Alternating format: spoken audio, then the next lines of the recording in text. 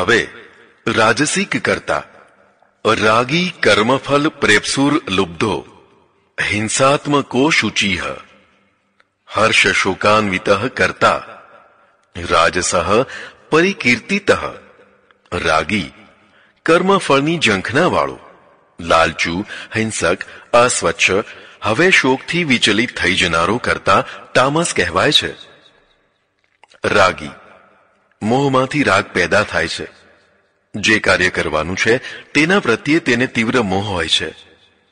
રાગી વ્યક્તિ સ્વસુખલક્ષી જીવન જીવતો હોય છે. પોતાને સુખ મળે તેની જ તેને પરવા હોય છે. આવી વ્યક્તિ ત્યાગી થઈ શકતી નથી. માનો કે તમારી પાસે એક મણ ચાંદી છે. ચાંદી પ્રત્યે તીવ્ર રાગ છે. તે ભાર ઉપાડી અને નદી તરીને સામે પાર જવાનું છે. પેલો ભાર તમને તરવા દેતો નથી, તો પણ તમે તે ભારને છોડી શકતા નથી. અંતે તે ભાર તમને ડૂબાડી દેશે. આ રાગ છે. ડૂબાડનારી વસ્તુઓને પણ પકડી રાખવી અને તેના જ દ્વારા ડૂબવું તે રાગ છે. સમય આવે જરૂર પડે ત્યારે આવી ડૂબાડનારી વસ્તુઓનો ત્યાગ કરી દેવો તે ત્યાગ છે. કર્મફલ પ્રેપ્સુ કર્મોના ફળોની તીવ્ર ઝંખના વાળું કર્મ. કર્યા જ પહેલા મને મળે તેવી ઝંખના વાળો માણસ ધીરજ રાખી શકશે નહીં. મોરલ પણ રાખી શકશે નહીં. લુબ્ધો લાલચુ આ ભયંકર દોષ છે. આ લુબ્ધતા મુખ્યતઃ 4 પ્રકારની હોય છે, જે વ્યક્તિની કિંમતને ઘટાડી દે છે. ધન લુબ્ધ, વાસના લુબ્ધ, આહાર લુબ્ધ અને સત્તા લુબ્ધ. ધન લુબ્ધ ધનનો લાલચુ માણસ મોરલ વાળો ના હોય. તે ખરીદાઈ જવાનો. ધનના ટુકડા મેળવવા તે રાષ્ટ્રદ્રોહ, સમાજદ્રોહ, માનવતાનો દ્રોહ કરી બેસવાનો. આવા માણસો નાદાર બનતા હોય છે. વાસના લુબ્ધ વાસના સૌને હોય છે, પણ તેની સામે ટકી શકવાની શક્તિ પણ હોય છે. જેને પતિ કે પત્ની હોય અને સંતોષ હોય તો તે વાસનાને નિશ્ચિત કેન્દ્ર સુધી જ સીમિત રાખી શકે. જેને પતિ કે પત્ની ન હોય તેવો એકલો માણસ કેન્દ્ર વિનાનો હોવાથી વાસનાને એક કેન્દ્રમાં બંધ કરી શકે નહીં. તેથી તેની વાસના વિકરાળ થઈ શકે છે. પણ જો ધર્મભાઈ, લોકભાઈ, રાજભાઈ વગેરે ભાઈ હોય તો તે બેફામ ન થઈ શકે. પણ જેને આવા કોઈ ભાઈ ન હોય તે બેફામ થઈ જાય. તેને પતિ કે પત્ની હોય તો પણ તેને સ્વકેન્દ્રમાં સંતોષ ન હોય. તેથી તે આખા ગામમાં લોલુપતા ભરી દ્રષ્ટિ ફેરવ્યા કરે. વાસના લોલુપ કદી યશસ્વી ન હોય. વાસનાનું સુખ ભોગવવા જતાં અપયશનું મહાદુઃખ તેને પ્રાપ્ત થાય. આ વાસના લોલુપ કહેવાય. આહાર લુબ્ધ આવો માણસ વગર નિમંત્રણે ગમે ત્યાં જમવા બેસી જાય. જમવાના સમયે જ કોઈને ત્યાં પહોંચી અને જમનારા માણસોને ટગર ટગર જોયા કરે. આવો લાલચુ માણસ મોરલ વિનાનો હોય, સ્વમાન વિનાનો હોય. સત્તા લોલુપ આવો માણસ ભયંકર ષડયંત્રો કરનારો થઈ જાય. કોઈને ખોટી રીતે ઉઠલાવી પાડવા, ખોટી રીતે લોકોને, ધારાસભ્યોને ખરીદવા વેચવા, પણ કોઈ પણ ભોગે સત્તા મેળવવી, ટકાવી રાખવી, પડાવવી એ તેનું લક્ષ્ય હોય. આવો સત્તા લોલુપ માણસ પણ મોરલ વિનાનો હોય. સત્તાની નિસ્પૃહતા શ્રીરામ અને ભરતમાં જોઈ શકાય છે. સત્તા લોલુપો વિશ્વાસઘાતી થઈ જતા હોય છે. તેમનો ભરોસો ન કરાય. હિંસાત્મક પોતાની ઈચ્છા પૂરી કરવા તે ખોટી હિંસા પણ કરી બેસતો હોય છે. અશુચિ ગંદો, મેલો રહેનારો. તેના વસ્ત્રો, શરીર બધું જ ગંદુ, અસ્વચ્છ હોય. આવો માણસ અપવિત્ર પણ હોય. હર્ષ શોકાન્વિત આવો કરતા થોડી થોડી સફળતામાં પણ હર્ષથી નાચી ઉઠતો હોય છે. અને થોડી થોડી નિષ્ફળતા મળે તો શોકાકુલ થઈ જતો હોય છે. તેનામાં પરિસ્થિતિને પચાવવાની શક્તિ નથી હોતી. આવું કરતા રાજસ કરતા કહેવાય છે. હવે તામસની વાત કરે છે. અયુક્ત પ્રાકૃત સ્તબ્ધ શઠો નૈષ્કૃતિ કો અલસઃ વિષાદી દીર્ઘસૂત્રી ચ કરતા તામસ ઉચ્યતે.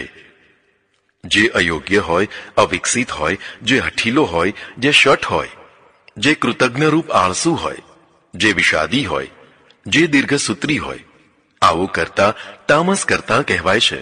અયુક્ત, જે અયોગ્ય હોય, જે કાર્યની જવાબદારી તેણે લીધી હોય તે કાર્ય કરવાની તેનામાં ક્ષમતા જ ન હોય. ડાહ્યો માણસ તે કહેવાય જે પોતાની ક્ષમતા પ્રમાણે જવાબદારી ગ્રહણ કરે. મૂર્ખાઓ પોતાની ક્ષમતાનો વિચાર કર્યા વિના ઘણી મોટી જવાબદારી લઈ લેતા હોય છે અને પછી બેઆબરૂ થઈને જવાબદારી છોડતા હોય છે. અયોગ્યતા 4 પ્રકારની હોય છે: શૈક્ષણિક, શારીરિક, આર્થિક અને વહીવટની. શૈક્ષણિક, જે પદ ઉપર જેટલા શિક્ષણની આવશ્યકતા હોય તેટલું શિક્ષણ ન લીધું હોય અને જવાબદારી સ્વીકારાય તો તે અયોગ્યતા કહેવાય. માનો કે એક વ્યક્તિએ વિમાન ઉડાડવાનું પાયલોટી શિક્ષણ લીધું નથી અથવા નામ માત્રનું જ લીધું છે. હવે જો આ માણસ પાયલોટની જવાબદારી સંભાળે તો પ્રવાસીઓનું આવી જ બને. આવું જ ડોક્ટર, એન્જિનિયર વગેરે બધા ક્ષેત્રોમાં પૂરતા શિક્ષણ વિના જવાબદારી લે અથવા અપાય તો તે કાર્ય બગાડવા માટે જ અપાય. તે અયોગ્ય કરતા કહેવાય. શારીરિક, જેની પાસે શારીરિક ક્ષમતા જ ન હોય અને તે અખાડામાં પહેલવાનો સાથે કુસ્તી કરવા ઉતરે તો હાડકાં ભંગાવા જ ઉતરે. આવું જ શારીરિક ક્ષમતા વિના લગ્ન કરે તો તે પણ નિષ્ફળતા જ કહેવાય. જીવનમાં શારીરિક ક્ષમતા મહત્વનો ભાગ ભજવે છે. તેના વિના જીવન લગભગ નિષ્ફળ થતું હોય છે. દુબળા, પાતળા, રેંજી પેંજી, હાડપિંજર જેવા માણસો આત્મા અને પરલોકની તો વાતો કરી શકે, જીવનની વાતો ન કરી શકે. બલકે મોટા ભાગે એવું જ થતું હોય છે કે આવા અસમર્થ માણસો આ લોક કરતા પરલોકને જ વધુ મહત્વ આપતા હોય છે. તેઓ શારીરિક અક્ષમતાથી આ લોકમાં નિષ્ફળ ગયા હોય છે. તેથી પોતાની અસફળતાને ઢાંકવા માટે પરલોકની જ વધુ વાતો કરતા રહેતા હોય છે. આર્થિક, અર્થાત જેની પાસે ધનની ક્ષમતા ન હોય અને તે મોટો ભાર ઉપાડવાની જવાબદારી ગ્રહણ કરે તો તે આર્થિક અક્ષમતા કહેવાય. 5 માણસોને જમાડવાની ક્ષમતા ન હોય અને 500 માણસોને જમાડવાનું નિમંત્રણ આપે અને જે ફજેતી થાય તેવી આર્થિક અક્ષમતાથી થાય. બધા જ ધનવાન થઈ જાય તેવું તો બને નહીં. પણ જે ધનવાન નથી, મધ્યમ વર્ગ કે ગરીબ વર્ગના છે, તે ધનવાનો જેવી જવાબદારી સ્વીકારે અને તેના માર્ગે ચાલે તો તે આર્થિક અયોગ્યતા કહેવાય. પોતાની સ્થિતિ અને ક્ષમતા પ્રમાણે કામ કરે તો તે સામાન્ય અને ગરીબ માણસ પણ દીપી ઉઠે. વહીવટી, આ સૌથી મોટી ક્ષમતાનું ક્ષેત્ર છે. વહીવટી ક્ષમતા સૌમાં હોતી નથી. એક વ્યક્તિ આખું રાજ્ય ચલાવે છે અને બીજો પોતાનું ઘર પણ ચલાવી શકતો નથી. બંનેમાં વહીવટી ક્ષમતાનો ભેદ છે. બધી યોગ્યતાનો પ્રાણ વહીવટ છે. જેનાથી જે ન થઈ શકે તેણે તેવી વહીવટી જવાબદારી સ્વીકારવી ન જોઈએ, તેને સોંપવી પણ ન જોઈએ. આવો અક્ષમ માણસ વહીવટ બગાડે. વહીવટ બગડે એટલે બધું બગડે. આ 4 પ્રકારમાંથી એક પણ અક્ષમતા હોય તેને અયુક્ત કહેવાય. જેનામાં 4 અક્ષમતાઓ હોય તેને રાજા, મંત્રી કે કલેક્ટર બનાવવામાં આવે તો શી દશા થાય? પ્રાકૃત, પ્રાકૃત એટલે જે સુધરેલો ના હોય, આદિકાળમાં જેવો હતો તેવો જ હોય તેને પ્રાકૃત કહેવાય. વિશ્વ ગતિમાં દોડી રહ્યું છે, અટકતું નથી. જે વિશ્વની ગતિની સાથે જ દોડે છે તે આગળ રહે છે, નથી દોડતા તે પાછળ રહે છે. જે પાછળ રહે છે તે ઉતરતું જીવન જીવે છે અને ઉતરતી પ્રજાની કક્ષા ધરાવે છે. પણ જે દોડતા જ નથી, જ્યાં હતા ત્યાં ને ત્યાં જ રહી જાય છે, તે પ્રાકૃત થઈને પ્રગતિહીન જીવન જીવતા થઈ જાય છે. આવા પ્રાકૃત માણસની કાર્યક્ષમતા ઘણી ઓછી હોય છે. તેને મોટી જવાબદારી આપવામાં આવે તો તે કાર્યને બગાડી નાખે. પહેલા તેને આધુનિક બનાવવો પડે. તેનું પ્રાકૃતપણું છોડાવીને તેને બધી રીતે આધુનિક બનાવવો પડે. પછી જવાબદારી અપાય. જ્યાં સુધી તેઓ ન બને ત્યાં સુધી તે પ્રાકૃત કહેવાય. સ્તબ્ધ, સ્તબ્ધ એટલે અક્કડ, રૂઆબદાર, અસભ્ય. કેટલાક કર્તાઓ વાણી અને વ્યવહારથી અક્કડ વલણ ધરાવતા રહે છે. તેમનામાં નમ્રતા, વિનય, વિવેક જરાય હોતા નથી. સત્તા, ધન, જુવાની વગેરેનો નશો ચઢવાથી વ્યક્તિ આવો સ્તબ્ધ, અકડું થઈ જતો હોય છે. આવા લોકોની પાસે બેસવાનું પણ મન ન થાય. લોકો તેને દૂર રાખે કાં દૂરથી ભાગે. શઠો, શઠ એટલે દૂર્ત, છેતરનારો, આગળ મીઠું મીઠું બોલીને પાછળથી પગ કાપનારો. આવો માણસ વિલન તો થઈ શકે પણ મહાપુરુષ ન થઈ શકે, તે વિશ્વાસપાત્ર ના હોય. નૈષ્કૃતિક કૃતજ્ઞ, ઉપકાર કરનારના ઉપકાર ભૂલીને અપકાર કરનાર, આ બે પ્રકારના હોય છે. ઉપકારોને ભૂલી જનાર, ઉપકારના બદલે અપકાર કરનાર, બંને કૃતજ્ઞ કહેવાય. વ્યક્તિની નીચતાની પારાશીશી આ છે કે તે પોતાના ઉપકારકોને કેટલા યાદ કરે છે. સમય સમય ઉપર ઉપકારકોને સૌની વચ્ચે યાદ કરનાર ખાનદાન જાતવાન માણસ હોય છે, પણ ઉપકારકોને ભૂલી જઈને અપકાર કરનાર નક્કી નીચ માણસો હોય છે. ઉર્દુવાળા તેને એહસાન ફરામોશ કહે છે. અળસ, આળસુ. આળસુ એટલે જે કામ જ્યારે કરવાનું હોય તે કામ ત્યારે ન કરે, કામનો ભરાવો થયા કરે. આવા માણસો કર્તવ્યપરાયણ ન થઈ શકે. મોટા ભાગે તે લબાડ થઈ જતા હોય છે. આળસ ઉપર એક બીજો દોષ છે, જેને પ્રમાદ કહેવાય છે. પ્રમાદ એટલે કર્તવ્ય, કામ કરવું જ નહીં તે. આળસુ તો કર્તવ્ય કાર્ય કરે છે પણ વિલંબથી કરે છે, જ્યારે પ્રમાદી માણસ તો કર્તવ્ય કાર્ય કરતો જ નથી. આવું કરતા તામસ કહેવાય છે. વિષાદી, વૈરાગ્યની વાતો કરીને કર્તવ્યની ઉપેક્ષા કરનાર, જીવનને નકારાત્મક દ્રષ્ટિથી જોનાર. વિષાદી વ્યક્તિ બોલતો હોય છે કે સંસારમાં ક્યાંય સુખ નથી, બધું નશ્વર છે, કશું ભેગું આવવાનું નથી. આવી વૈરાગ્યની વાતો બોલી બોલીને કર્તવ્ય ત્યાગી થઈ અકર્મણીય જીવન જીવતો હોય છે. આ વ્યક્તિ નિરાશાવાદી હોય છે, તેથી કોઈ કાર્ય પ્રત્યે તેને ઉત્સાહ નથી હોતો. તે આખી દુનિયાને સ્વાર્થી સમજે છે અને સૌના પ્રત્યે અણગમો કરતો રહે છે. તે તામસ કરતા કહેવાય. દીર્ઘસૂત્રી. દીર્ઘસૂત્રી એટલે બહુ જ મંદ ગતિથી લાંબો સમય લઈને કામ કરનારો. જે કામ અડધા કલાકમાં થતું હોય તે કામ 2 કલાકમાં માંડ પૂરું કરે. આવા બધા લક્ષણો તામસ કરતાના કહેવાય. હવે બુદ્ધિ અને ધૃતિના 3 ભેદ બતાવે છે.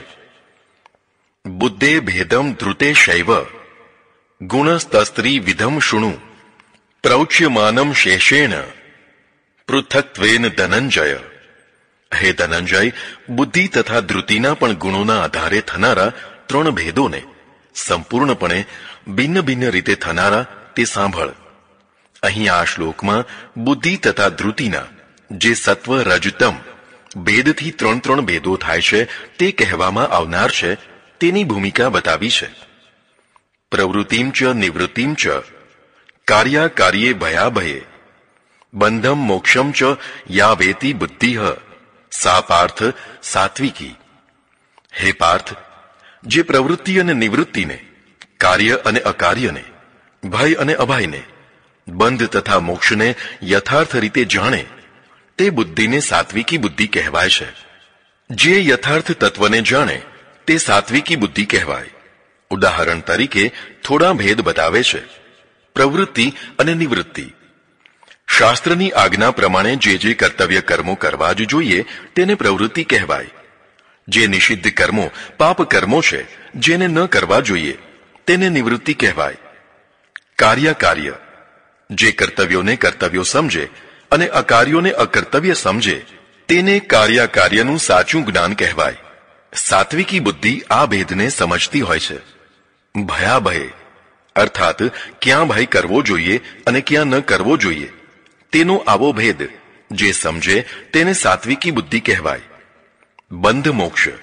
કોને બંધ કહેવાય અને કોને મોક્ષ કહેવાય આ ભેદને પણ સાચી રીતે સમજે તેને સાત્વિકી બુદ્ધિ કહેવાય.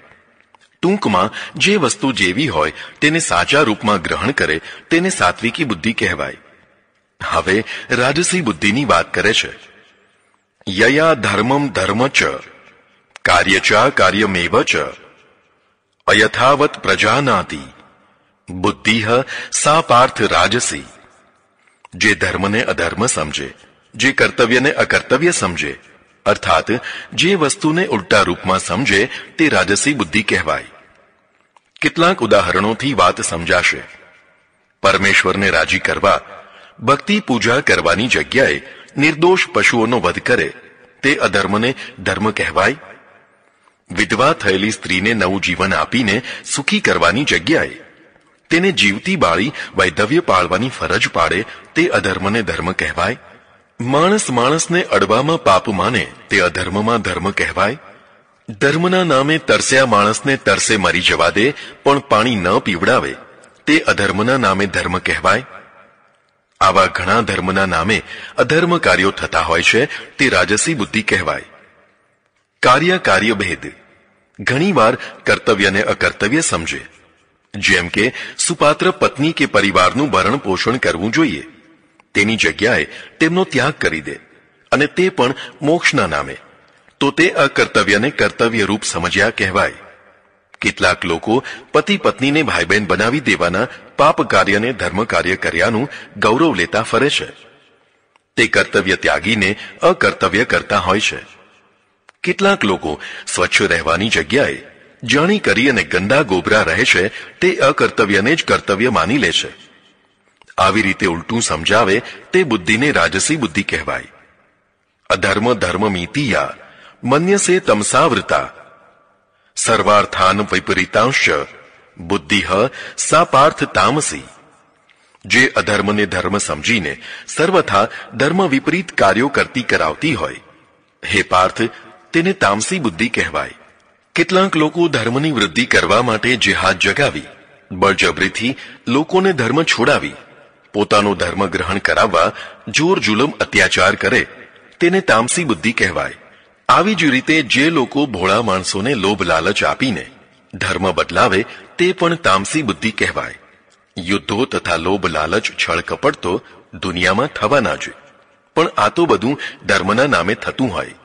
પોતાનો ધર્મ સારો છે તેવો મોહ બ્રહ્મ રાખીને કરાવાતું હોય, ત્યારે તેને અધર્મ માટે ધર્મનો નાશ કરાવનારી બુદ્ધિ તામસી બુદ્ધિ કહેવાય. હવે ધૃતિના ભેદ બતાવે છે. ધૃત્યા યયા ધારયતે મનઃ પ્રાણેન્દ્રિય ક્રિયા યોગેના વ્યભિચારિણ્યા ધૃતિઃ સા પાર્થ સાત્વિકી. ધૃતિ એટલે ધીરજ, દ્રઢ નિશ્ચય, જેના દ્વારા મન, પ્રાણ અને ઇન્દ્રિયોને ધારણ કરાય છે. સતત થનારા યોગાભ્યાસથી જે ધૃતિ દ્રઢ થાય છે, તે સાત્વિકી છે. યયા તુ ધર્મ કામાર્થાન ધૃત્યા ધારયતે અર્જુન પ્રસંગેન ફલાકાંક્ષી ધૃતિઃ સા પાર્થ રાજસી. જે ધૃતિથી ધર્મ, અર્થ અને કામ આ ત્રણેને અને તેના દ્વારા પ્રાપ્ત થતા ફળોને પ્રાપ્ત કરવાની ઈચ્છા રાખે છે, તે ધૃતિ રાજસી છે. યયા સ્વપ્નમ ભયમ શોકમ વિષાદમ મદમેવ ચ ન વિમુંચતી દુર્મેધા ધૃતિઃ સા પાર્થ તામસી. જે ધૃતિથી નિંદ્રા, ભય, શોક, વિષાદ અને મદ જેવા દોષો દ્રઢ થતા અને જે દુર્મેધાને વળગી રહેતી હોય, તે ધૃતિને તામસી કહેવાય છે. આ રીતે પોતાના દ્રઢ નિશ્ચયો અને તેનાથી થનારી પ્રવૃત્તિ જુદી જુદી દિશાઓમાં થતી હોય છે. તે ધૃતિના 3 પ્રકાર બતાવ્યા. હવે સુખના 3 પ્રકાર બતાવે છે.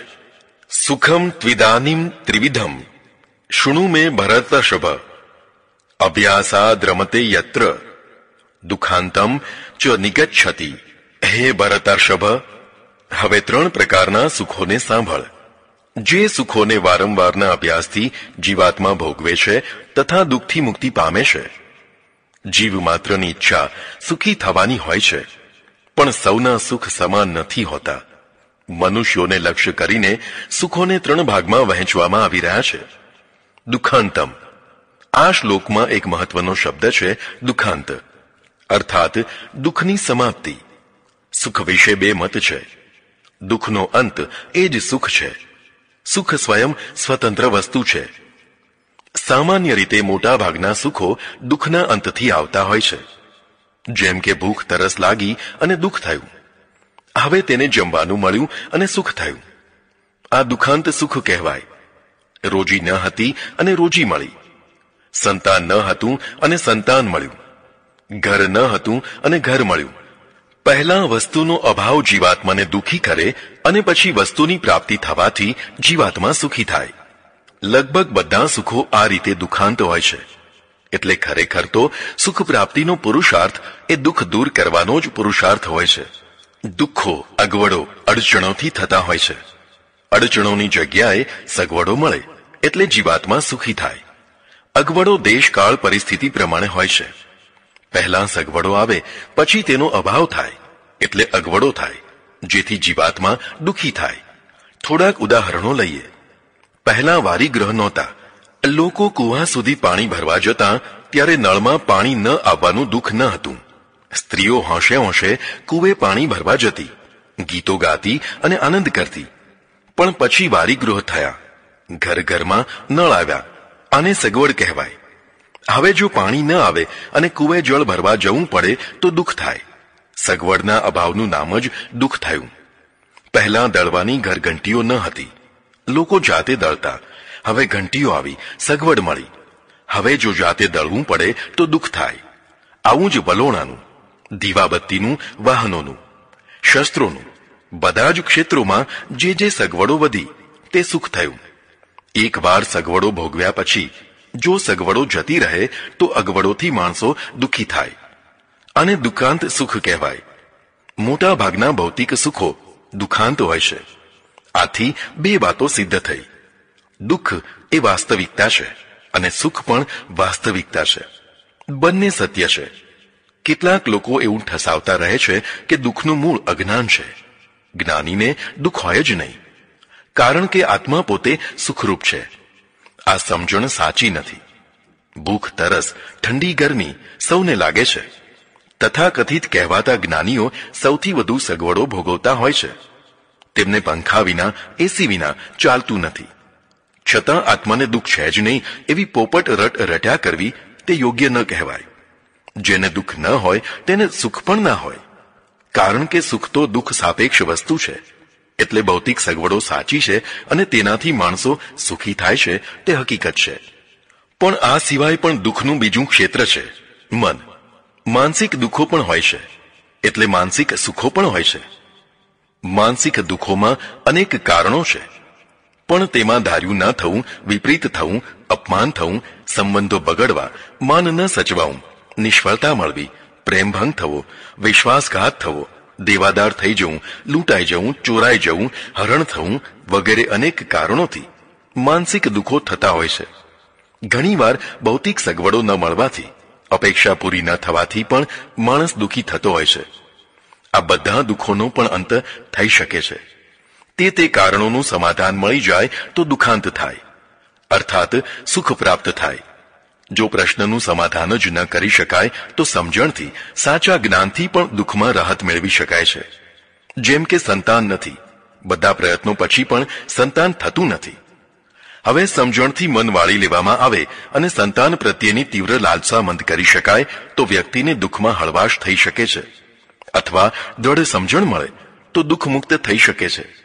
આ સમજણનું સુખ કહેવાય. પણ તે પણ દુઃખાંતથી જ થતું હોય છે. સાચી સમજણ સાચા સત્સંગથી મળતી હોય છે. કેટલાક લોકો પોપટિયું જ્ઞાન રટ્યા કરતા હોય છે અથવા લોકોને રટાવ્યા કરતા હોય છે કે આત્મા પરમ સુખરૂપ છે. ખરું સુખ આત્મામાં જ છે. પદાર્થોમાં છાંટોય સુખ નથી. આ વાત સાચી નથી. પહેલા તો દેહ, ઇન્દ્રિયો, મન વગેરે વિના એકલો આત્મા કશો અનુભવ કરી શકતો નથી. જે કાંઈ સુખ દુઃખના અનુભવો થાય છે તે બધા દેહ, મન, ઇન્દ્રિયોના માધ્યમથી જ થાય છે. આત્મા પરમ સુખી છે તે તો ગોખી મારેલી માત્ર ધારણા જ છે, વાસ્તવિકતા નથી. વાસ્તવિકતા તો અગવડોને દૂર કરીને સગવડો વધારવામાં સુખી થવાની છે. આમાં માત્ર ભૌતિક અગવડો જ ન આવી, માનસિક અગવડો પણ આવી ગઈ. માનસિક અગવડોથી માનસિક દુઃખ થતું હોય છે. જેમ કે અપમાન થયું, માન ઘવાયું, તેથી માનસિક અગવડ થઈ. હવે કાં તો બદલો લેવાથી, કાં ક્ષમા માંગવાથી, કાં પછી સમજણથી સમાધાન થયું એટલે માનસિક દુઃખ દૂર થયું. ભૌતિક, શારીરિક કે માનસિક કોઈ પણ પ્રકારનું દુઃખ તે પ્રકારની અગવડોથી, પ્રતિકૂળતાથી થતું હોય છે. તેની નિવૃત્તિ અગવડોને દૂર કરવાથી, સગવડો વધારવાથી થતી હોય છે. આ જ વાસ્તવિક સુખ હોય છે. માત્ર ધારણા સુખ એ સાચું સુખ નથી. તે તો ધારણા માત્ર છે. જે લોકો શક્યતા અને સામર્થ્ય હોવા છતાં સગવડો ભોગવતા નથી તેના 3 પ્રકાર છે. ભવિષ્યમાં સગવડો નહીં રહે ત્યારે દુઃખી થવાશે, માટે વધુ સગવડો ભોગવવાની આદત પાડવી સારી નહીં. આવા લોકો સાદું સાત્વિક જીવન જીવતા હોય છે. સગવડો ન ભોગવવાથી અને અગવડો જાણી કરી અને ભોગવવાથી માન પ્રતિષ્ઠા મળે છે. માટે અગવડો ભોગવીએ આવા લોકો સાદું સાત્વિક જીવન નથી જીવતા, પણ દંભી જીવન જીવે છે. જે લોકો હઠપૂર્વક સગવડોનો ત્યાગ કરીને જાણી કરીને અગવડો ભોગવે છે તે મૂઢાત્મા છે, સુખદ્રોહી છે અને સુખદ્રોહનો ઉપદેશ આપતા રહે છે. હવે સુખના 3 પ્રકાર બતાવે છે. યત દગ્રે વિષમિવ પરિણામે અમૃતોપમમ તત્સુખમ સાત્વિકમ પ્રોક્ત માત્મ બુદ્ધિ પ્રસાદજમ. જે પ્રારંભમાં વિષ જેવું હોય પણ પરિણામમાં અમૃત જેવું હોય તેવા સુખને સાત્વિક સુખ કહેવાય છે, જે પોતાની સમજણના પ્રસાદથી ઉત્પન્ન થાય છે. સાત્વિક સુખની વ્યાખ્યા કરે છે. જે શરૂઆતમાં વિષ જેવું લાગે પણ પરિણામે અમૃત જેવું લાગે તે સાત્વિક સુખ કહેવાય. આવું સુખ તપ, શ્રમ, સાધના અને સાહસથી પ્રાપ્ત થતું હોય છે. તપ એટલે ઉપવાસ કરવો કે એક પગે ઊભા રહેવું તે નહીં, પણ અગવડો વેઠીને લક્ષ્યની પ્રાપ્તિ માટે તપવું તે. આ તપ 6 પ્રકારના છે. માનવતા તપ, આર્થિક તપ, શૈક્ષણિક તપ, રાષ્ટ્રીય તપ, સામાજિક તપ, ધાર્મિક તપ. માનવતા તપ. માનવના કલ્યાણ માટે જે લોકો સુખોનો ત્યાગ કરીને ઈચ્છાપૂર્વક દુઃખો ભોગવે છે તે માનવતા તપ કહેવાય. જે રક્તપિતિયા પાછળ જીવન આપે છે, જે બીમાર, રોગી, લાચાર, વૃદ્ધ, દીન દુખિયા માટે નિસ્વાર્થ ભાવે કામ કરે છે તે તપસ્વી છે. તેમના તપથી કેટલાય દુખિયા માણસો સુખી થાય છે તે વંદનીય છે. તેમનું તપ વાંજ્યું નથી હોતું, પરિણામદાયી હોય છે. આર્થિક તપ. જે લોકો પૈસા કમાવા માટે દેશ છોડીને, બાળ બચ્ચા પરિવારને છોડીને પરદેશમાં ભારે અગવડો વચ્ચે જીવન જીવે છે, નોકરી, વ્યાપાર, ધંધો વગેરે કરે છે તે આર્થિક તપ કરે છે. બધા જ કરોડાધિપતિને ત્યાં જન્મ નથી લેતા. ઘણાને પારાવાર અગવડો, કષ્ટો ભોગવીને આગળ વધવું પડતું હોય છે. જે લોકો ધર્મ પ્રમાણે રહીને ઘણા દુઃખો કે કષ્ટો ભોગવીને આગળ વધી સંપન્ન થાય છે તે આર્થિક તપસ્વી કહેવાય. શૈક્ષણિક તપ. ભણવું એ તપ જ છે. નાના બાળકોને નિશાળે જવું જરાય નથી ગમતું, પણ ગમે તેમ કરીને પણ તે નિશાળે જાય છે. ઘણાને જમવાની, પુસ્તકોની ફી ભરવાની કશી સગવડ નથી હોતી, તો પણ જેમ તેમ કરીને દુઃખો વેઠીને પણ ભણે છે અને પછી વિદ્વાન બને છે. તે શૈક્ષણિક તપ કરે છે. રાષ્ટ્રીય તપ. પોતાના દેશ માટે જે કષ્ટો ભોગવે છે અને દેશને સુખી, સમૃદ્ધ, સુરક્ષિત બનાવવા માટે મથતા રહે છે તે રાષ્ટ્રીય તપ કહેવાય. થોડાક ઉદાહરણો જોઈએ. વાસ્કોડી ગામા, કોલંબસ, જેમ્સ કુક જેવા સાગર ખેડૂઓએ 1000 કષ્ટો વેઠીને મહિનાઓ સુધી દરિયો ડહોળી નવા દેશો શોધી કાઢ્યા અને પોતાના દેશને માલામાલ કરી દીધો. આ રાષ્ટ્રીય તપ કહેવાય. આવી રીતે ઈસ્ટ ઇન્ડિયા કંપનીના માધ્યમથી અંગ્રેજો દુનિયા ઉપર ફરી વળ્યા. પોતાના દેશને સુખી, સમૃદ્ધ, સુરક્ષિત અને બળવાન બનાવ્યો તે રાષ્ટ્રીય તપ કહેવાય. તેમણે લોકોને ગુલામ બનાવ્યા તે વાત સાચી, પણ પોતાના દેશની દ્રષ્ટિએ જોઈએ તો તે દેશ હિતનું જ કાર્ય હતું. આપણે સારા ભલા સજ્જન હતા એટલે આવું ન કર્યું તેવું માનવું હાસ્યાસ્પદ કહેવાય. એથી વધારે આપણે સારા ભલા હતા એટલે ગુલામ થઈ ગયા તેવું માનવું પણ આત્મવંચના જ કહેવાય. ખરી વાત તો એ છે કે આવા તપસ્વીઓ આપણી પાસે ન હતા, એવું દર્શન ન હતું, તેથી આપણે કમજોર હતા, તેથી ગુલામ થયા. સામાજિક તપ. પોતાના સમાજ માટે જે લોકો ઘરના કામ પડતા મૂકીને સમાજ હિત માટે મંડ્યા રહે છે, જે સામાજિક તપસ્વીઓ કહેવાય. તેમની તપસ્યાથી સમાજનો ઉદ્ધાર થતો હોય છે. ધાર્મિક તપ. પોતાના ધર્મના પ્રચાર પ્રસાર માટે જે ઘરના સુખ છોડીને દૂર દૂર જંગલોમાં ઘોર અગવડોમાં દુઃખો વેઠે છે તે ધાર્મિક તપ કરે છે. તેમના તપના પરિણામે તેમની સંખ્યા વધે છે, તે બળવાન બને છે અને અંતે રાજ કરે છે. જે આવું નથી કરતા પણ માત્ર ભૂખ્યા રહીને શરીરને જ સૂકવી નાખે છે તે વાંજ્યું તપ તપે છે. એટલે ગીતા કહે છે કે શરૂઆતમાં વિષ જેવું ન ગમતું, ત્રાસ આપતું હોય, પણ જો તે દુઃખ પીરિયડને સ્વીકારી લેવામાં આવે તો પછી પરિણામમાં અમૃત જેવું લાગે તે સુખ સાત્વિક સુખ છે. આવું સુખ આત્મબુદ્ધિ પ્રસાદજમ હોય છે. આત્મબુદ્ધિ એટલે પોતાના આદર્શ સિદ્ધાંતવાળી બુદ્ધિ. વ્યક્તિ સિદ્ધાંતવાદી હોવી જોઈએ. સિદ્ધાંતહીન વ્યક્તિ ગોળ લોટા જેવો હોય છે. તે કદી પણ તપસ્વી નથી થઈ શકતી. માત્ર સિદ્ધાંતવાદી જ નહીં, ઉચ્ચ આદર્શવાળી હોવી જોઈએ. આવી વ્યક્તિ જ માનવતા માટે, રાષ્ટ્ર માટે, સમાજ માટે, ધર્મ માટે તપ સહન કરી શકશે. તે કદાચ દુઃખી થશે તો પણ તેને તેમાં આનંદ થશે. આ આત્મબુદ્ધિ પ્રસાદ કહેવાય. પોતાના લાડકવાયા એકના એક પુત્રને રાષ્ટ્ર માટે શહીદ થતો જોઈને માતા પિતાની છાતી ગજગજ ફૂલે છે. તે દુઃખી નથી થતા, ધન્યતા અનુભવે છે. આ આત્મબુદ્ધિ પ્રસાદ છે.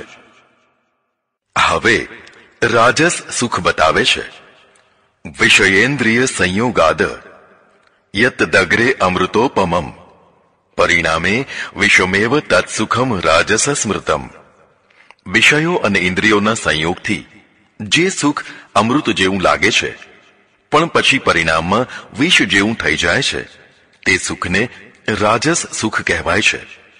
વિષયેન્દ્રિય સંયોગથી થનારું સુખ ઇન્દ્રિય સુખ કહેવાય છે. તે 11 પ્રકારના હોય છે. કર્ણેન્દ્રિયથી થનારું શબ્દ સુખ, તે સુખ જો સત્સંગ, જ્ઞાન, હરિનામ સ્મરણ, ભજન, સંગીત વગેરે હોય તો પરિણામમાં પણ અમૃત જેવું હોય છે. ત્વચેન્દ્રિયથી થનારું સ્પર્શ સુખ, આ પણ જો માતા પિતા, વડીલોની સેવા, સંતના ચરણ સ્પર્શ વગેરે સુખ હોય તો તે પણ પરિણામમાં અમૃત જેવું થઈ જાય છે.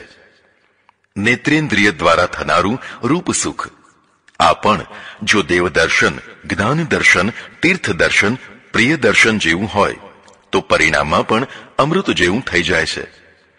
રસનેન્દ્રિયથી રસગ્રહણ સુખ પણ જો યોગ્ય આહાર વગેરેથી થતું હોય તો તે પણ બળ, આરોગ્ય, પ્રસન્નતા આપનારું, પરિણામે અમૃત જેવું થઈ શકે છે. ગંધ, ગ્રહણેન્દ્રિયથી મળનારું સુગંધ સુખ પણ જો શુદ્ધ હવા આપનારું, બાગ બગીચાનું સુખ હોય તો તે પણ પરિણામે આરોગ્ય, આનંદ, પ્રમોદ આપનારું થઈને અમૃત રૂપ થઈ શકે છે. આ 5 જ્ઞાનેન્દ્રિયો પોતપોતાના વિષયોના સંજોગથી સુખ દુઃખ મેળવે છે. તે બધા જ સુખદાયી કે બધા જ દુઃખદાયી નથી હોતા. બંને પ્રકારના હોય છે. જીવનમાં તે જરૂરી છે.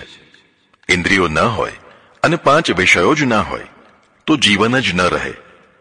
ઇન્દ્રિય સુખો પ્રત્યે મોહ રાખવો યોગ્ય નથી, પણ ઘૃણા કરવી પણ યોગ્ય નથી. વિવેક રાખવો યોગ્ય છે. પરિણામે જે વિષ જેવું સુખ થઈ જાય તેનાથી બચવું હિતાવહ છે. જ્ઞાનેન્દ્રિયોની માફક 5 કર્મેન્દ્રિયો પણ છે. હાથ, પગ, વાયુ, ઉપસ્થ અને જીભ. હાથથી દાન, સેવા, જપ વગેરે પુણ્ય કાર્યો કરવામાં આવે તો તે પરિણામમાં પણ અમૃતદાયી થઈ શકે છે. તમે કેવું કામ કરો છો તેના ઉપર આધાર છે. પગથી યાત્રા, પ્રવાસ, પર્વતારોહણ વગેરે કાર્યો કરવામાં આવે તો તે પરિણામે પણ અમૃત જેવું થઈ શકે છે. વાયુ એટલે મળ વિસર્જન કરનાર ગુદા. આ પણ સમયસર સંતોષજનક મળત્યાગ કરે તો તે પણ પરિણામે અમૃત જેવું થઈ શકે છે. જેને કબજિયાત, મરડો, સંગ્રહણી વગેરે રોગો થયા હોય તે દુઃખી થતા હોય છે. જે લોકો કુસંગમાં પડીને મળદ્વારનો સ્ત્રી અંગ તરીકે ઉપયોગ કરાવે તે પરિણામે ભયંકર દુઃખી થતા હોય છે. કુદરત વિરોધી ક્રિયાઓ કુદરત સહન કરતી નથી, તેથી તેનો અવશ્ય દંડ આપે છે. ઉપસ્થ એટલે સ્ત્રી પુરુષના ગુપ્ત અંગ. આ અંગોનો ઉપયોગ સંયમપૂર્વક ધર્મ પ્રમાણે કરવામાં આવે તો તેથી સંતાન પ્રાપ્તિ, આનંદ અને આરોગ્ય મળી શકે છે. સંયમિત વ્યક્તિઓ આરોગ્ય સાથે દીર્ઘજીવી થતી હોય છે. પરિણામમાં પણ તે અમૃતરૂપ થઈ શકે છે. પણ જો આ અંગોનો અતિરેક ભર્યો, અધર્મભર્યો ઉપયોગ કરવામાં આવે તો તે પરિણામે રોગ, અશાંતિ, ભય, અલ્પાયુ વગેરે વિષ જેવું થઈ શકે છે.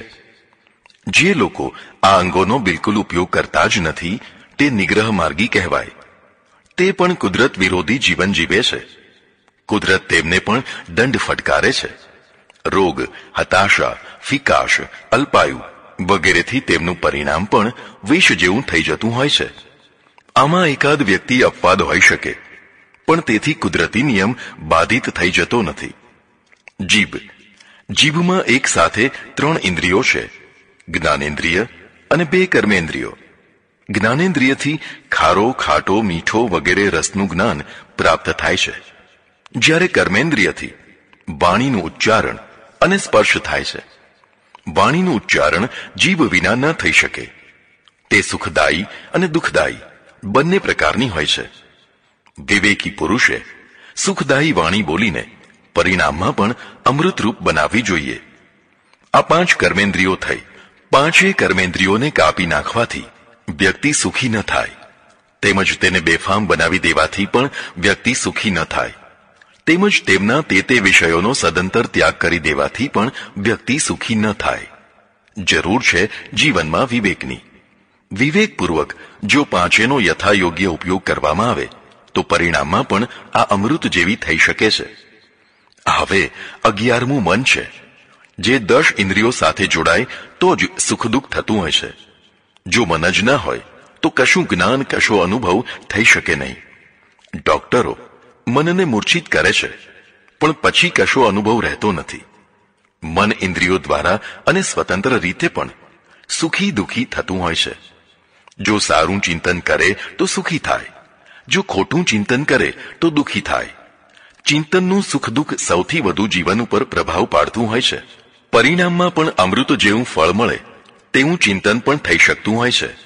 આ 11 ઇન્દ્રિયો પોતપોતાના વિષયોના સંયોગથી સુખ દુઃખ મેળવે છે.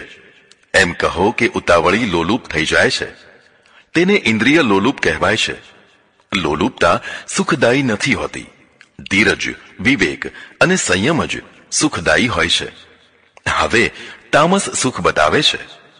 યદગ્રે ચાનું બંધે છે સુખમ મોહન માત્મનઃ નિંદ્રાલસ્ય પ્રમાદોત્થમ તતામ સમુદાહતમ. જે સુખ શરૂઆતમાં અને અંતમાં પણ આત્માને મોહ પમાડનારું હોય, નિંદ્રા, આળસ, પ્રમાદમાંથી ઉત્પન્ન થયું હોય, તે સુખને તામસ સુખ કહેવાય છે. આવું સુખ વ્યસન સુખ હોય છે. વ્યસન માત્ર મનુષ્યો જ કરતા હોય છે. કોઈ પ્રાણી દારૂ, તમાકુ, બીડી, ગુટકા વગેરેનું વ્યસન કરતું નથી. વ્યસન કુદરતી નથી હોતું, અકુદરતી હોય છે. એક જ ઉદાહરણ લઈએ. તમાકુ ગળી નથી હોતી, તે સ્વાદિષ્ટ નથી હોતી. જે માણસ પહેલી વાર તમાકુ ખાય છે કે બીડી પીએ છે તેને ઉલટી થાય છે, તો પણ તેમાં લાગ્યો રહે છે, પછી તેના વિના રહી શકતો નથી. એટલે વ્યસનનું સુખ શરૂઆતમાં તથા અંતમાં પણ કેન્સર જેવા ભયંકર રોગો થવાથી બંને રીતે દુઃખદાયી હોય છે, તો પણ તે સુખને મહાસુખ માને છે. તેવા વ્યસનથી આત્મા મોહ પામે છે, અર્થાત બુદ્ધિ ભ્રષ્ટ થઈ જાય છે. ભાન ભૂલી ગાળો બોલવા લાગે છે. આવા સુખને તામસ સુખ કહેવાય છે. વ્યસની માણસો આર્થિક રીતે પણ બરબાદ થઈ જતા હોય છે, તો પણ આવું સુખ છોડી શકતા નથી. પ્રકરણનો ઉપસંહાર કરે છે. ન તદસ્તિ પૃથ્વીભ્યામ વા દિવી દેવેશુ વા પુનઃ સત્વમ પ્રકૃતિ જૈર્મુક્તમ યદેભિઃ સ્યાત ત્રિભિ ગુણેઃ. એવું કોઈ પ્રાણી નથી જે આ પ્રકૃતિના આ 3 ગુણોથી મુક્ત હોય, ભલે તે પૃથ્વીમાં, સ્વર્ગમાં કે દેવોમાં કેમ ન રહેતું હોય. પ્રકૃતિ અને પ્રકૃતિના 3 ગુણોથી પૂરું બ્રહ્માંડ વ્યાપ્ત થયેલું છે. સ્વર્ગમાં, દેવલોકમાં કે પૃથ્વીમાં કોઈ પણ જગ્યાએ રહેનારું પ્રાણી આ 3 ગુણોથી ગ્રસ્ત હોય જ છે. એટલે સાધક માટે વધુમાં વધુ સત્વગુણી થવું હિતાવહ છે. રજોગુણી કે તમોગુણી ન થવાય કે ઓછા થવાય તેવા પ્રયત્નો કરવા જોઈએ. હવે નવું પ્રકરણ શરૂ કરે છે. બ્રાહ્મણ ક્ષત્રિય વિષામ શૂદ્રાણામ ચ પરંતપ કર્માણી પ્રવિભક્તાની સ્વભાવ પ્રભવૈર્ગુણે. હે પરંતપ, બ્રાહ્મણ, ક્ષત્રિય, વૈશ્ય અને શૂદ્ર, આ 4 વર્ણોના કર્મોને હું કહું છું તે સાંભળ, જે સ્વભાવના પ્રભાવથી થયેલા ગુણો દ્વારા વિભાજિત થયેલા છે. જીવન 4 વ્યવસ્થાથી ચાલતું હોય છે. કુદરતી વ્યવસ્થા, ધર્મ વ્યવસ્થા, સમાજ વ્યવસ્થા અને રાજ વ્યવસ્થા. કુદરતી વ્યવસ્થા. કુદરતી વ્યવસ્થામાં પ્રાણી માત્ર જીવન જીવે છે. ખાવું પીવું, સંતાનોત્પત્તિ વગેરે બધું જ કુદરત નિર્ધારિત ક્રમ પ્રમાણે થતું હોય છે. પણ માણસે કુદરતી વ્યવસ્થાની સાથે પોતાની વ્યવસ્થા પણ કરી છે. તેથી માણસ કુદરતી વ્યવસ્થા વત્તા માણસ વ્યવસ્થાથી જીવન જીવે છે. માણસ વ્યવસ્થા 3 પ્રકારની છે. ધર્મ, રાજ અને સમાજ વ્યવસ્થાથી તે જીવન જીવે છે. કુદરતી વ્યવસ્થા સનાતન હોય છે. માનવીય વ્યવસ્થા સનાતન નથી હોતી. દેશ, કાળ અને પરિસ્થિતિ પ્રમાણે બદલાતી હોય છે. માનવીય વ્યવસ્થાથી સંસ્કૃતિ બનતી હોય છે. ધર્મ વ્યવસ્થા, ધર્મ જીવન જીવવાની લાઈન આપે છે. જેમ રેલવે પાટા ઉપર ચાલે તો વાંધો ના આવે, તેમ માણસ પણ ધર્મે આપેલા પાટા પ્રમાણે ચાલે તો જીવન સારું જીવાય. પણ આમાં 3 શરતો મહત્વની છે. ધર્મ વ્યવસ્થા કુદરતી વ્યવસ્થાથી વિરોધી ન હોવી જોઈએ. જેમ કે નૈષ્ટિક બ્રહ્મચર્ય કુદરતી વ્યવસ્થા વિરોધી છે. જેમ કે અકારણ ઉપવાસ કરવા, દેહ દમન કરવું, વાળ ખેંચવા, કુદરત વિરોધી યોગિક ક્રિયાઓ કરવી, જેમ કે ન્યૌલી, નેતિ, ધોતી, બસ્તી, કુંજર ક્રિયા, ખેચરી મુદ્રા વગેરે. આવું બધું કરવું હિતાવહ નથી. તે માનવતા વિરોધી ન હોય. જેમ કે અસ્પૃશ્યતા, વિધવા દહન, બળજબરી વૈધવ્ય, દેવદાસી, આવી બધી અનેક વ્યવસ્થા ધર્મના નામે માનવતા વિરોધી થતી હોય છે. તે ન થવી જોઈએ. વિકાસ વિરોધી ઘણા ધર્મો વિકાસ સહન કરતા નથી હોતા. તેમનું વલણ વિકાસ વિરોધી થઈ જતું હોય છે. જેમ કે ખેતીમાં પાપ માનવું, મોટા ડેમ, ચેક ડેમ, તળાવો, નહેરો વગેરેમાં પાપ માનવું, ઉદ્યોગો, મોટા નિર્માણો વગેરેમાં પાપ માનવું. આવી બધી વિકાસ વિરોધી વ્યવસ્થાથી પ્રજા અને રાષ્ટ્ર પછાત થઈ જાય છે. તે ન હોવું જોઈએ. સૌથી ઉત્તમ ધર્મ તો તે હોય છે જે કુદરત અને માનવતાના પાટા ઉપર ચાલતો હોય છે. આવો ધર્મ વ્યક્તિ અને પ્રજાને જીવન જીવવાની એક વ્યવસ્થિત અને વધુ સુરક્ષિત લાઈન આપતો હોય છે.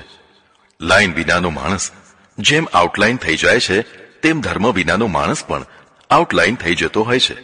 એટલે ધર્મ વ્યવસ્થા જરૂરી છે. સમાજ વ્યવસ્થા આ ત્રીજી વ્યવસ્થા છે. સમાજ વ્યવસ્થા. મનુષ્ય સામાજિક પ્રાણી છે અને તેનો પોતાનો સમાજ હોય છે. પ્રાચીન કાળથી કબીલા વ્યવસ્થા હતી જ. સમાજ હોય એટલે સામાજિક વ્યવસ્થા પણ હોય જ. સૌની સામાજિક વ્યવસ્થા એક સરખી નથી હોતી.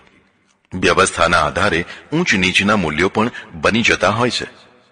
જે લોકો ઊંચું અને વ્યવસ્થિત જીવન જીવતા હોય છે તે પોતાને ઊંચા માનતા હોય છે, અને જે મૂલ્યો વિનાનું ઉતરતું જીવન જીવતા હોય છે તેને નીચા મનાતા હોય છે.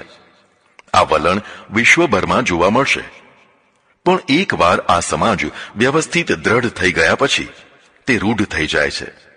પછી મૂલ્યો વિના પણ ઉચ્ચતા પ્રાપ્ત થતી રહે અને મૂલ્યો હોવા છતાં નીચતા પ્રાપ્ત થતી રહે. સમાજ વ્યવસ્થા મોટા ભાગે રૂઢ જ હોય છે. તેમાં ભાગ્યે જ પારદર્શિતા હોય છે. વળી સમાજ વ્યવસ્થા જ્યારે ધર્માધારિત થઈ જાય પછી તો તે બમણી રૂઢ થઈ જાય છે. ખરેખર તો સમાજ વ્યવસ્થા ધર્મ વ્યવસ્થાથી ભિન્ન હોવી જોઈએ. પણ બળવાન ધર્મગુરુઓ સમાજ વ્યવસ્થાને પણ ધર્મના ક્ષેત્રમાં ખેંચી લાવી તેને ધર્મ આધારિત બનાવી દેતા હોય છે, જેથી સમાજ વ્યવસ્થા રૂઢિવાદી થઈને દુઃખદાયી પણ થઈ જતી હોય છે. સમાજ વ્યવસ્થા 4 તત્વોથી સમર્થિત હોય તો તે કલ્યાણકારી થઈ શકે. માનવતા સમર્થિત, કુદરત સમર્થિત, વિકાસ સમર્થિત અને ન્યાય સમર્થિત. જો આ 4 ન હોય, તેથી ઉલટી હોય, તો તે સમાજ વ્યવસ્થા કલ્યાણકારી ન હોઈ શકે. રાજ વ્યવસ્થા ચોથી વ્યવસ્થા રાજ વ્યવસ્થા છે. તે ક્ષેત્રીય હોય છે. રાજની સીમા પૂરતી હોય છે. જો આ વ્યવસ્થા સારી હોય તો પ્રજા સુખી થાય અને ખોટી હોય તો પ્રજા દુઃખી થાય. સારી વ્યવસ્થાની કરોડરજ્જુ ન્યાય પ્રમાણેની વ્યવસ્થા કહી શકાય. અન્યાય હોય ત્યાં અત્યાચાર હોય જ. પણ રાજ વ્યવસ્થા જ્યારે ધર્મ આધારિત બને અને ધર્મ જ્યારે સંપ્રદાય કે મજહબ બને તો તે પૂર્ણ ન્યાયી ન રહી શકે. રાજ વ્યવસ્થા સંપ્રદાય નિરપેક્ષ હોવી જોઈએ અને તે પણ ન્યાય અને માનવતાવાદી હોવી જરૂરી છે. આટલું વિસ્તારથી વાંચ્યા પછી હવે મૂળમાં આવીએ. પૂર્વમાં કહ્યું તેમ પ્રાચીન કાળમાં કબીલા રહેતા, જે આજે પણ છે જ. આ કબીલાઓ પરસ્પરમાં ભારે સંઘર્ષ કરતા રહેતા. તેમાં જે વિજયી થતા તે પરાજિત કબીલાના લોકોને ઉતરતી કક્ષાએ સામાજિક સ્થાન આપતા. તેમના હક્કો અને અધિકારો સીમિત થઈ જતા, કારણ કે તે પરાજિત પ્રજા હતી. વિજયી પ્રજા અને પરાજિત પ્રજા એક સરખી ન હોઈ શકે. પશ્ચિમમાં, ખાસ કરીને અમેરિકામાં, નિગ્રો લોકોને લગભગ પશુ જેવા ગુલામ બનાવીને રખાતા. ઇસ્લામમાં આરબો વગેરે ગુલામોની સાથે ઉતરતી કક્ષાનો વ્યવહાર કરતા.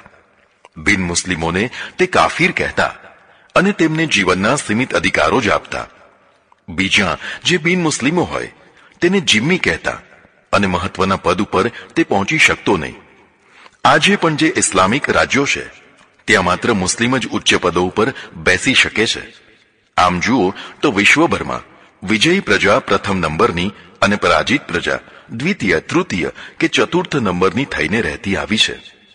ભારતમાં આ રાજકીય અને સામાજિક વ્યવસ્થાને ધાર્મિક રૂપ આપવામાં આવ્યું છે, જેને વર્ણાશ્રમ ધર્મ કહેવાયો છે.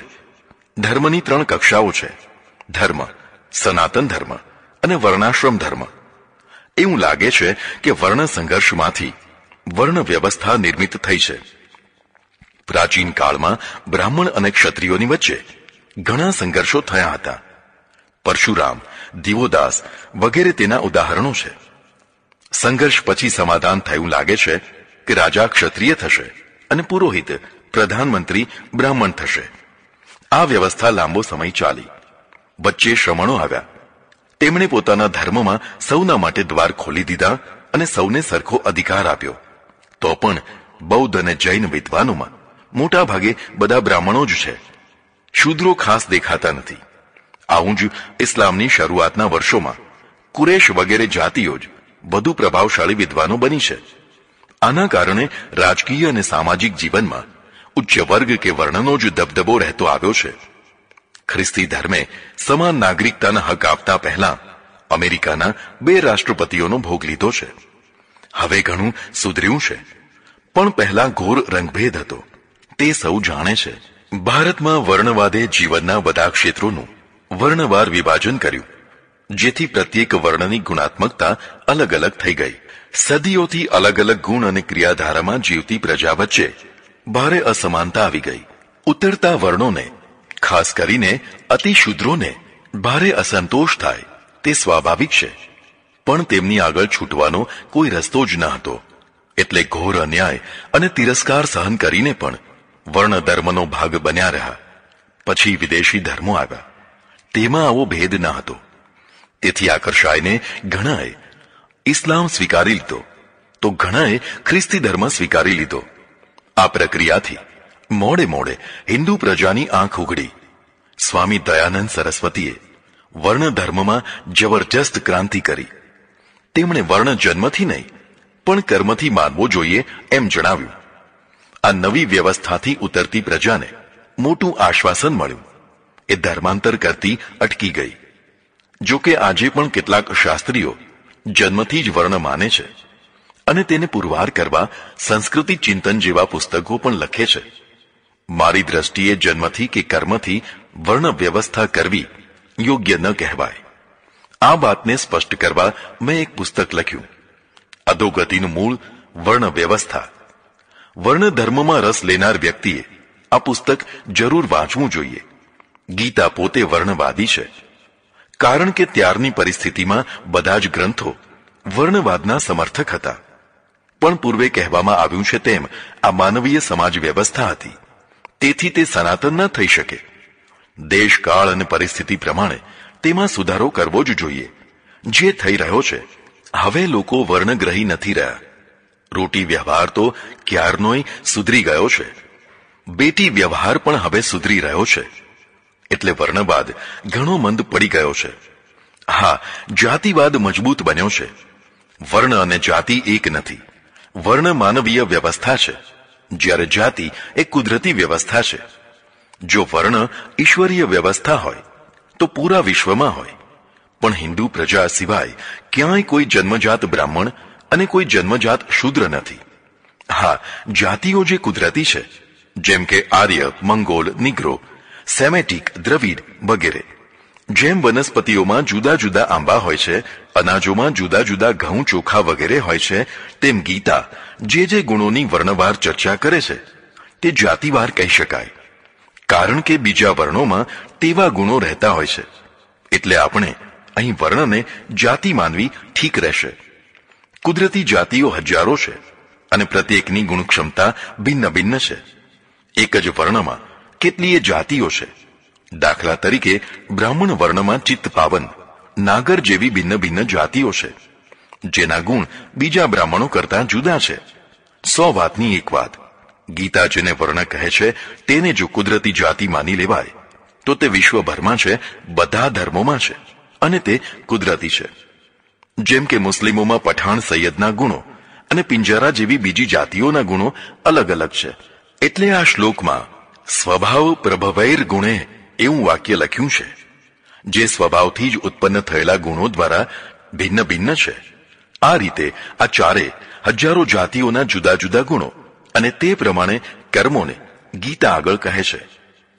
શમો દમસ તપઃ શૌચમ શાંતિ રાજર્વ મેવચ જ્ઞાનમ વિજ્ઞાન માસ્તિક્યમ બ્રહ્મ કર્મ સ્વભાવજમ. શમ દમ તપ, સ્વચ્છતા શાંતિ સરળતા, જ્ઞાન વિજ્ઞાન અને આસ્તિકતા, આ ગુણો બ્રાહ્મણોમાં સ્વાભાવિક રીતે જ રહેતા હોય છે. ગુણોના સમૂહથી સ્વભાવ બનતો હોય છે અને ગુણો પ્રમાણે કર્મ પ્રવૃત્તિ થતી હોય છે. અને ગુણો સ્વભાવથી જ જન્મજાત હોય છે. ક્રિયામાં ફેરફાર કરી શકાય, પણ ગુણો તો જે હોય તે જ રહે. તેથી તેને સ્વભાવતઃ કહ્યું છે. આ ગુણો બતાવે છે. શમઃ શાંતિપ્રિયતા, શાંત, સંતોષ. અસંતોષથી અશાંતિ થતી હોય છે. જે કાંઈ પ્રાપ્ત થયું છે તેમાં જ સંતોષ હોય તો શાંતિ રહે, સ્પર્ધા ન થાય. દમઃ વૃત્તિઓને નિયંત્રણમાં રાખવાની ક્ષમતા. વૃત્તિઓ કામ, ક્રોધ, લોભ વગેરેથી પેદા થતી હોય છે, જે ઘણીવાર હદ બહારની બેફામ પણ થઈ જતી હોય છે. બેફામ વૃત્તિઓ બેફામ કાર્યો કરાવે, જેનાથી અનર્થો પેદા થાય. પણ જેનું નિયંત્રણ હોય તે બેફામતાથી બચી શકે. આ નિયંત્રણ ક્ષમતા મોટા ભાગે સ્વભાવથી હોય છે. આવી ક્ષમતા વ્યક્તિને કુકર્મોથી બચાવતી હોય છે. તપઃ વિશિષ્ટ લક્ષ્ય પ્રાપ્તિ માટે તપવું તે તપ છે. જે તપસ્વી જીવનને સહજ રીતે સ્વીકારી લેતા હોય છે. આવું જીવન જીવતા દરિદ્રતાનો સ્વીકાર પણ થઈ જતો હોય છે. આ ગુણના કારણે બ્રાહ્મણોમાં તપસ્વીતા અને દરિદ્રતા બંને સાથે રહેતા હોય છે. તપસ્વીતા વિનાની દરિદ્રતા યાચક બનાવે છે, યાચકતા દીન બનાવે છે. બ્રાહ્મણ દરિદ્ર તો હોય પણ દીન ના હોય, દીન હોય તો યાચક થઈ જાય. યાચકને ખુમારી ના હોય, બ્રાહ્મણને ખુમારી હોય. શૌચમ શૌચ એટલે સ્વચ્છતા અને પવિત્રતા. જે વારંવાર સ્નાન કરે, રોજે રોજના વસ્ત્રો ધુએ, જેને અસ્વચ્છતા જરાય ન ગમે તે બ્રાહ્મણ છે. જે પવિત્ર રહે, પવિત્રતા નિષ્પાપ જીવનથી આવે. ખરી અપવિત્રતા પાપોથી આવતી હોય છે. પાપો કામ, ક્રોધ, લોભ, મદમોહ વગેરે દોષોથી થતા હોય છે. આ દોષો જેના ઓછા હોય તે પાપ ઓછા કરે. જેમ કે લોભ ઓછો હોય તો ચોરી અને લૂંટ, લાંચ, રૂશ્વત, ભેળસેળ વગેરે ઓછા થાય અથવા ન થાય. જે આવું નથી કરતા તે બ્રાહ્મણ છે, ભલે તે યુરોપમાં, જાપાનમાં કે અરબસ્તાનમાં વસતા હોય. જેનામાં સ્વચ્છતા અને પવિત્રતા બંને નથી તેને બ્રાહ્મણ કહેવાય નહીં. તેમાં ધાર્મિક અસ્વચ્છતા અને ધાર્મિક અપવિત્રતા અસહ્ય કહેવાય. તેને દૂર કરવી બહુ કઠિન થઈ જાય. વિશ્વની જે પ્રજા સહજ રીતે વધુ સ્વચ્છ રહે છે તે બ્રાહ્મણ કહેવાય. મલિન રહેનારા મલેચ્છ કહેવાય. જે લોકો કામ પ્રધાન કે લોભ પ્રધાન અર્થાત અર્થપ્રધાન જીવન જીવતા હોય છે તે ભાગ્યે જ પવિત્ર રહી શકતા હોય છે. જેમને કામ અને અર્થમાં સંતોષ હોય તે પવિત્ર જીવન જીવે તેને બ્રાહ્મણ કહેવાય. શાંતિ ક્ષમાભાવ, સહિષ્ણુતા, અપરાધોને ક્ષમા કરવાની વૃત્તિ, દયાળુતા, આ ગુણો જેનામાં સ્વભાવથી હોય તેને બ્રાહ્મણ કહેવાય. જે ડંખીલા હોય, ક્ષમા ન કરે, વેર ઝેરથી ખદબદતા હોય, જે બીજાના અપરાધોને ભૂલી શકતા ન હોય, અસહિષ્ણુ હોય તેને બ્રાહ્મણ ન કહેવાય. કોઈનો ઘોર અપરાધ જોઈને ઋષિમુનિઓને પણ ક્રોધ તો આવે, પણ જો સામેનો માણસ તરત જ ઝૂકી જાય અને ક્ષમા માંગે તો તરત જ તેને ક્ષમા પણ કરે. વિશ્વભરમાં જ્યાં જ્યાં આ ગુણ દેખાય તેને બ્રાહ્મણ કહેવાય. આર્જવમ સરળતા, કુટિલતાનો અભાવ, નિખાલસતા, જેવું મનમાં તેવું વાણીમાં અને જેવું વાણીમાં તેવું વર્તનમાં, આ સરળતા કહેવાય. મનમાં જુદું, વાણીમાં જુદું અને વર્તનમાં જુદું હોય તેને સરળતા ન કહેવાય, કુટિલતા કહેવાય. બ્રાહ્મણ કુટિલ ન હોય, હોય તો તેને બ્રાહ્મણ ન કહેવાય. કુટિલતા કાવા દાવા કરાવે. કાવા દાવા વસ્તુ પ્રાપ્તિ માટેના અસામર્થ્યમાંથી પ્રગટે. અર્થાત ધન જોઈએ, સત્તા જોઈએ, પણ સીધી રીતે પ્રાપ્ત કરી શકાતું નથી. તેથી કાવા દાવા શરૂ થઈ જાય. કાવા દાવાની શરૂઆત વિશ્વાસઘાતથી થાય. જે વિશ્વાસઘાતી હોય તે સરળ ના હોય, તે બ્રાહ્મણ ના હોય, તે કાયર વૃત્તિવાળો કોઈ નમાલો માણસ હોય. કાયરતા નમાલી હોય છે, અને નમાલો માણસ ક્યારે વિશ્વાસઘાત કરી બેસે તે કહેવાય નહીં, કારણ કે તેનામાં બ્રાહ્મણત્વ નથી. વીરતા સરળ હોય છે. તે પોતે ષડયંત્રોની શિકાર થઈ શકે છે, પણ તે ષડયંત્રો નથી કરી શકતી. તેથી ષડયંત્રોથી રક્ષા કરનારો મુત્સદી ગુણ હોવો જરૂરી છે. મુત્સદી લુચ્ચાઈ નથી, રક્ષા કરનારી કુશળતા છે, જે શ્રી કૃષ્ણમાં જોઈ શકાય છે. તેથી તે પાંડવોનું રક્ષણ કરી શક્યા. આર્જવમ એટલે ભોળપણ કે બોઠપણું નહીં. આ કુશળતા આત્મઘાતી દોષ છે, તે ન હોવો જોઈએ. જ્ઞાન વિજ્ઞાન જેની સહજ રુચિ જ્ઞાન પ્રાપ્તિ માટે હોય તે. બ્રાહ્મણ લોકોની મુખ્યતઃ 4 રુચિઓ હોય છે: ધન વૈભવ રુચિ, સત્તા રુચિ, ભોગ રુચિ અને જ્ઞાન વિજ્ઞાન રુચિ. ધન વૈભવ રુચિ ધન રુચિવાળા ધનની પાછળ આંધળા થઈને દોટ મૂકતા હોય છે. જો તેમની તીવ્ર રુચિ થઈ જાય તો પછી નીતિમત્તા શિથિલ થઈ જાય. કદાચ તેથી ગીતાએ પૂર્વમાં વૈશ્યોને પાપયોનયઃ કયા હશે. પૈસો કમાવા માટે જે કફનની દલાલી કરતા, અરે દેશદ્રોહ ગદ્દારી કરતા પણ ન અચકાય તેવા બિનભરોસા પાત્ર. ધનરુચિ કોઈ દોષ નથી, પણ જો તેની પાછળ વ્યક્તિ આંધળી થઈ જાય તો મહાદોષના કાર્યો કરતો પણ જાય. જેને આવી તીવ્ર રુચિ ના હોય તે બ્રાહ્મણ કહેવાય. સત્તા રુચિ સત્તા એટલે રાજકીય સત્તા. આવી રુચિ વ્યક્તિગત મહત્વાકાંક્ષાથી જન્મતી હોય છે. આવા માણસો સગા બાપનું ખૂન કરતા પાછા ન પડે. મોગલ પરંપરામાં મોટા ભાગે આવું જ ઘટ્યું છે. વ્યક્તિગત મહત્વાકાંક્ષા કાવા દાવા અને ષડયંત્રો વિનાની ના હોય. ઇતિહાસ આવા ષડયંત્રોથી ભર્યો ભર્યો છે. જેને વ્યક્તિગત સત્તાની મહત્વાકાંક્ષા ન હોય તે બ્રાહ્મણ છે. તેમ છતાં કર્તવ્ય તરીકે સામેથી જવાબદારી આવી પડે તો ભાગી છૂટવું ના જોઈએ. જવાબદારી સંભાળવી તે પણ તપ જ કહેવાય. જવાબદારીઓ છોડીને દીક્ષા લઈ લેનારા ત્યાગી ન કહેવાય, પલાયનવાદી કહેવાય. ભોગરુચિ ભોગરુચિમાં મુખ્ય કામ ભોગ છે, બાકીના બધા ગૌણ છે. કેટલાક લોકો જીવનભર ભોગો, નવા નવા ભોગો મેળવવા મથ્યા કરતા હોય છે. આવા લોકો પવિત્ર રહી શકતા નથી. અતૃપ્ત વાસનાના ભડકા એમને બાળ્યા કરતા હોય છે. તેમને બળવું ગમે છે. અતિ વાસના તેમને અકાળે જ બાળી ન મૂકે તો જ નવાય. પતિ પત્ની વચ્ચેનો સંયમપૂર્વકનો કામાચાર એ ભોગરુચિ ન કહેવાય, તે કર્તવ્ય કહેવાય. તેનાથી દૂર ભાગે તેને ત્યાગી ન કહેવાય. પલાયનવાદી ગુમરાહી કહેવાય. પતિ પત્ની ભોગ ભોગવીને પણ પવિત્ર રહી શકે છે. તેમના ભોગો અપવિત્ર નથી. અપવિત્ર તો તે બને છે જે બેફામ બને છે, બધી પાળો તોડી નાખે છે. ઋષિ મુનિઓ પતિ પત્ની વાળા છે, છતાં પવિત્ર છે, કારણ કે તેમના જીવનમાં ભોગો પણ કર્તવ્યના ક્ષેત્રમાં આવે છે. સદંતર ભોગ ત્યાગ શક્ય જ નથી. છતાં કોઈ કરવા મથે તો તે હારી જતો હોય છે. તે ઈશ્વરીય માર્ગ નથી, અનિશ્વરીય માર્ગ છે. બ્રાહ્મણ અતિ ભોગી ના હોય, સંયમી હોય, પાળમાં બંધાયેલો હોય. ખીલાતોડ ઢોર હરાયું કહેવાય. આવા ઢોર પવિત્ર ના હોય, પૂજ્ય ના હોય, તેના ગળામાં ડેરો બંધાય. બ્રાહ્મણ સંયમી હોય, અતિ ભોગી કે અતિ નિગ્રહી ના હોય. વિશ્વભરમાં આવા બ્રાહ્મણો મળી રહેશે. જ્ઞાન વિજ્ઞાન રુચિ જ્ઞાન અને વિજ્ઞાનમાં જેને રુચિ હોય, બધા જ માણસોને જ્ઞાન સાધના ગમતી નથી હોતી. કેટલાકને રહેવા જમવાની, વસ્ત્રોની, પુસ્તકોની, શિષ્યવૃત્તિની બધી સગવડો આપી હોય તો પણ ભણતા નથી. તો કેટલાકને કશી સગવડ ના હોય, રહેવા જમવાનું ઠેકાણું ના હોય, પુસ્તકો માગીને ભણે, નગરપાલિકાની બત્તીએ ભણે, સારા કપડાં કે ચંપલ પણ ન હોય તેમ છતાં ભણતા હોય છે. નવાઈ તો જુઓ કે જેને ભણવું છે તેને સરકાર કે લોકો કશી સગવડ નથી આપતા, અને જેને ભણવું જ નથી તેના માટે સગવડોના ઢગલા કરી દે છે. આ તો ખારી જમીનમાં બાસમતી વાવવાનો પ્રયોગ કહેવાય.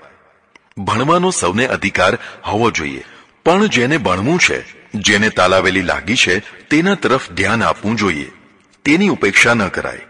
વિજ્ઞાન, બધા જ વિદ્યાર્થીઓ વિજ્ઞાની થઈ શકતા નથી. જેટલા વિષયોનું જ્ઞાન હોય તે પ્રત્યેક ક્ષેત્રનું વિજ્ઞાન પણ હોય જ. વિજ્ઞાનને પૂર્ણ વિરામ ના હોય. જ્ઞાન સામાન્ય બુદ્ધિનો માણસ પણ પ્રાપ્ત કરી શકે.